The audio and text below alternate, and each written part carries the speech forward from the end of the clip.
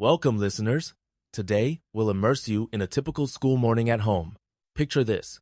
Leo, a lively 10-year-old, is getting ready for school, guided by his mom, Mrs. Garcia.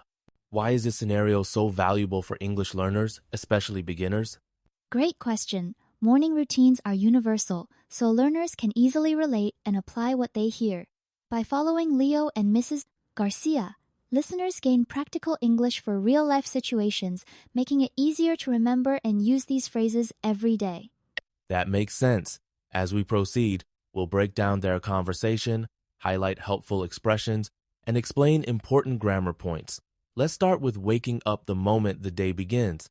Mrs. Garcia wakes Leo up with a classic phrase, "Good morning, Leo. Time to get up." Why is starting with greetings and time so important in English conversations? Using greetings like good morning sets a polite tone, and mentioning the time, such as it's 7 o'clock, provides context. In English, pairing a greeting with a gentle reminder helps conversations flow naturally, especially when routines are involved. So, for learners, repeating phrases like "it's time to wake up" or "you're going to be late" builds both vocabulary and confidence. How can they practice these expressions at home?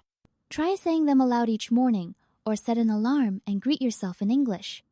This repetition helps you think in English, not just translate from your native language. As the morning continues, Mrs. Garcia uses verbs like wake, brush, and eat. What's special about the present simple tense in these situations? The present simple is used for habits and routines things we do regularly, like I wake up at 7 or Leo eats breakfast. It's a fundamental tense for talking about daily life, which is why it's so common in morning conversations. For beginners, is there a trick to forming present simple sentences correctly? Absolutely. Just remember, use the base verb for I, you, we, they, for example, I brush my teeth. Add for he, she, it. He brushes his teeth. Listening and repeating these forms helps reinforce the pattern. Mrs. Garcia often says things like, "brush your teeth," or "please get dressed." How do polite commands work in English, and why are they useful for learners? Polite commands use the base verb no subject needed, making them direct yet friendly. Adding please softens the tone. For example, please pack your bag. Practicing these helps learners give instructions and follow directions with ease. Are there differences in tone between "brush your teeth" and "could you brush your teeth, please"? Yes. The first is direct and common with family, while the second is more formal and polite. Learners should adjust based on who they're speaking to and the situation. Time management is a big part of mornings. Mrs. Garcia says, "It's almost 7:30, Leo. You're going to be late." How do these time-related phrases help structure the conversation? They anchor the dialogue in reality and create urgency. Phrases like hurry up, it's almost time, and don't be late help learners understand how to express concern about time vital for daily life, especially in schools and workplaces. Can you suggest alternative ways to talk about time in similar situations? Definitely. Try, we have 5 minutes left, or the bus leaves soon. These alternatives expand vocabulary and allow learners to express the same idea in different ways. Mrs. Garcia checks, "Did you pack your bag? Where are your shoes?" Why is using questions and reminders like this important in English routines? Questions encourage participation and check understanding. Reminders like, don't forget your lunch, help learners use negative commands don't plus the verb. This is practical, as we often remind family or friends about important items. Would role-playing these questions help learners practice both asking and answering? Absolutely. Take turns with a partner.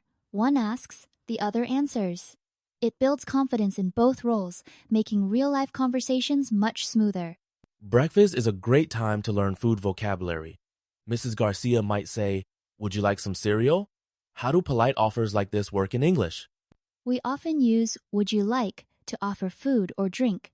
It's a softer, more polite way than simply saying eat this. For example, would you like some orange juice? Practicing these phrases helps learners sound friendly and considerate. Are there common responses learners should practice as well? Yes responses like yes, please, no, thank you, or just a little, please. These polite replies are useful in all kinds of social settings, not just at breakfast. Pronunciation can be tricky, especially with verbs and contractions. For example, saying I'm instead of I am. How can learners master these sounds during their morning routine? Start by repeating key phrases slowly. I'm brushing my teeth. You're getting dressed. Record yourself and compare to native speakers. Over time, contractions become natural, and your speech sounds more fluent and relaxed. Are there any common mistakes that beginners should watch out for? Many learners overpronounce or separate contractions. Practice blending sounds together, like saying don't as one word, not do not. Listening and mimicking is the key. This podcast encourages listeners to repeat phrases and speak along with Leo and Mrs. Garcia. Why is active participation so powerful for language learning?